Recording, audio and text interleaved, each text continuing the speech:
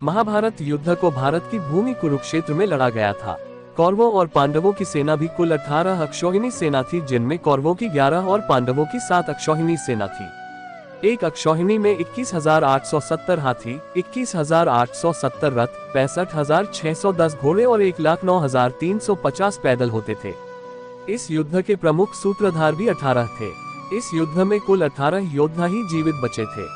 महाभारत के युद्ध के पश्चात कौरवों की तरफ से 3 और पांडवों की तरफ से 15 यानी कुल 18 योद्धा ही जीवित बचे थे। पांडव पक्ष के योद्धा, पांडव पक्ष के विराट और विराट के पुत्र उत्तर, शंख और श्वेत, सात्यकी के 10 पुत्र, अर्जुन पुत्र इरावान, द्रुपद, द्रौपदी के 5 पुत्र, धृष्टद्युम्न, शिखंडी आदि नहीं बचे थे।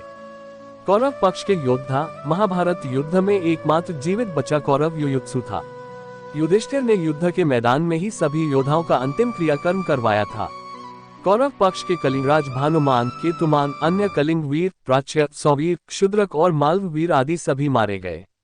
लाखों लोगों के मारे जाने के बाद लगभग 24,165 कौरव सैनिक लापता हो गए थे। महाभारत युद्ध की समाप्ति के बाद कृतवर्मा, कृपाचार्य, युयुत्सु, अश्वत्थामा, युधिष्ठिर, अर्जुन, भीम, नकुल, सहदेव, श्री कृष्ण, सात्यकी आदि जीवित बचे थे। इसके अलावा धृतराष्ट्र, द्रौपदी, गांधारी, विदुर, संजय, बलराम, श्री कृष्ण की पत्नियां आदि भी जीवित थे। इस युद्ध के प्रमुख सूत्रधार 18 थे, जिनके नाम इस प्रकार हैं: धृतराष्ट्र, दुर्योधन, दुशासन, कर्ण, शकुनी, भीष्म, द्रोण, कृपाचार्य, अश्वत्थामा, कृतवर्मा, श्री कृष्ण, युधिष्ठिर, भीम, अर्जुन, नकुल, सहदेव, द्रौपदी एवं विदुर। कृपाचार्य, महाभारत के युद्ध में कृपाचार्य बच गए थे क्योंकि उन्हें चिरंजीवी रहने का वरदान था। कृपाचार्य अश्वत्थामा के मामा और कौरवों के कुलगुरु थे। महाभारत युद्ध में कृपाचार्य कौरवों की ओर से सक्रिय थे। वे आज भी जीवित हैं। कृतवर्मा यादव थे और यह भोजराज हृदिक के पुत्र तथा कौरव पक्ष के अतिरथी योद्धा थे। मथुरा पर आक्रमण के समय श्री कृष्ण ने कृतवर्मा को पूर्वी द्वार की रक्षा का भार सौंपा था। कृतवर्मा ने बाण के मंत्री कुंभकर्ण को हराया था। शाप के चलते यादवों के युद्ध में वे भी मारे गए थे। सात्यकी ने कृतवर्मा का सिर धड़ से अलग कर दिया था। अश्वत्थामा कौरवों की ओर से लड़े थे।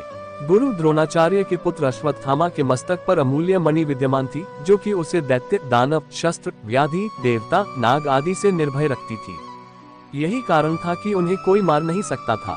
पिता को छलपूर्वक मारे जाने का जानकर अश्वत्थामा दुखी होकर क्रोधित हो गए और उन्होंने ब्रह्मास्त्र का प्रयोग कर दिया, जिससे युद्ध भूमि शमशान भूमि में बदल गई। ये देख कृष्ण ने उन्हें 3000 वर्षों तक कोढ़ी के रूप में जीवित रहने का शाप दे डाला। युयुत्सु, महाराज धृतराष्ट्र के एक पुत्र युयुत्सु ने पांडवों की ओर से लड़ाई की थी। महाभारत महाकाव्य में युयुत्सु राजा धृतराष्ट्र के वैश्य दासी महिला से उत्पन्न पुत्र थे। माना जाता है कि युयुत्सु के वंशज आज भी मौजूद हैं। सात्यकी, महाभारत युद्ध में सात्यकी पांडवों की ओर से लड़ने वाले यादव योद्धा थे।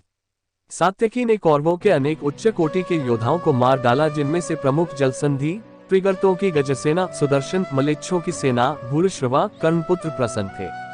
सात्यकी ने यादवों के झगड़े में कृतवर्मा का सिर काट दिया था और वे भी मारे गए थे। कृष्ण यदुवंश का नाश, कुछ यादव युद्ध में और बाद में गांधारी के शाप के चलते आपसी युद्ध में मारे गए। युद्ध के बाद शाप के चलते श्री कृष्ण के कुल में भी आपसी युद्ध शुरू हुआ, जिसमें श्री कृष्ण के पुत्र आदि सभी मारे गए। बलराम ने ये देखकर समुद्र के किनारे जाकर समाधि ले ली।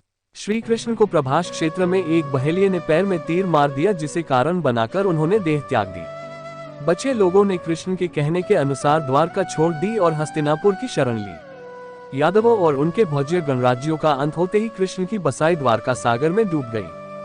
बच गए योद्धा। महाभारत के युद्ध के पश्चात कौरवों की तरफ से 3 और पांडवों की तरफ से 15 यानी कुल 18 योद्धा ही जीवित बचे थे, जिनके नाम हैं कौरव के कृतवर्मा, कृपाचार्य, युयुत्सु और अश्वत्थामा, जबकि पांडवों की ओर से युधिष्ठिर, अर्जुन, भीम, नकुल, सहदेव, कृष्ण, सात्यकी आदि बचे थे।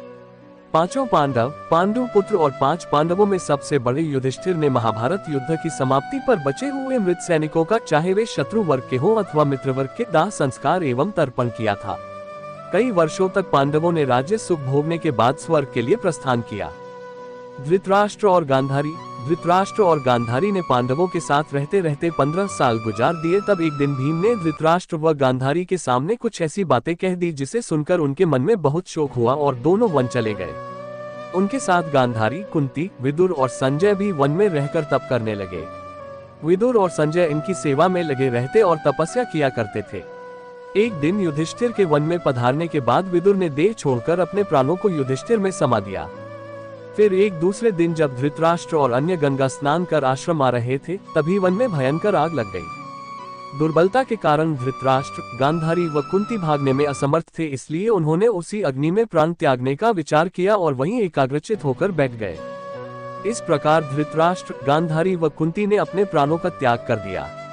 संजय ने यह बात तपस्वियों को बताई और वे स्वयं हिमालय पर तपस्या करने चले गए। धृतराष्ट्र, गांधारी व कुंती की मृत्यु का समाचार जब महल में फैला तो हाहाकार मच गया। तब देवर्षि नारद ने उन्हें धैर्य बंधाया। युधिष्ठिर ने विधिपूर्वक सभी का श्राद्ध कर्म करवाया और दान दक्षिणा देकर उनकी आत्मा की शांति के लिए